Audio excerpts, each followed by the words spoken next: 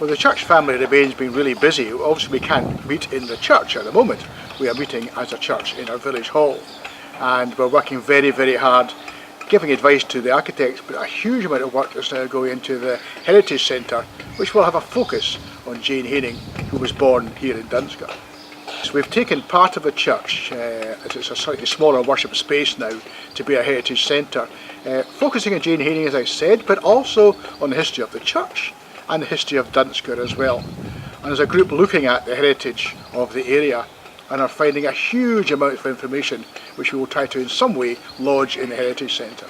People are involved in running fair trade groups in the village, very much involved going into the school, very much involved in the community council, running various clubs in the village as well. So we are very much involved in the life of the village. Jane Haining was born here in Dunscore, went to the village school, proved to be a very bright young girl, and then eventually went to the Friese Academy and was dux of the Friese Academy there as well.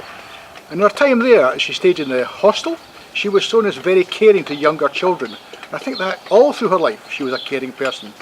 She eventually went to Glasgow and worked with Coates Thread Company.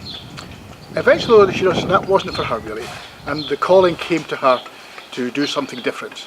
And in the Life and Work magazine she saw an advert for a matron in a school in Budapest. She applied for that job, got that job, learnt Hungarian, a really difficult language, and went off to Budapest to work with children there. And the school, it was run by the Church of Scotland, but it also took in Jewish children, who at that stage many were becoming refugees as well from Nazi persecution. And eventually the Nazis came to there and she was arrested by the Gestapo, sadly, and taken to Auschwitz and died in Auschwitz.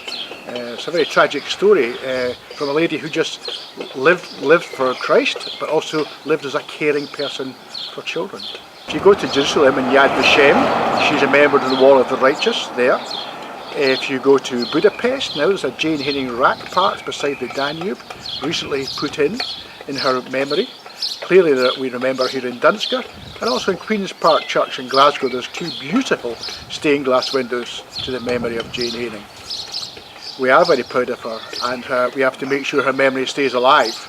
For someone to come from a small village like this and change people's lives many, many miles from Dunscore. So we are very proud of what she did.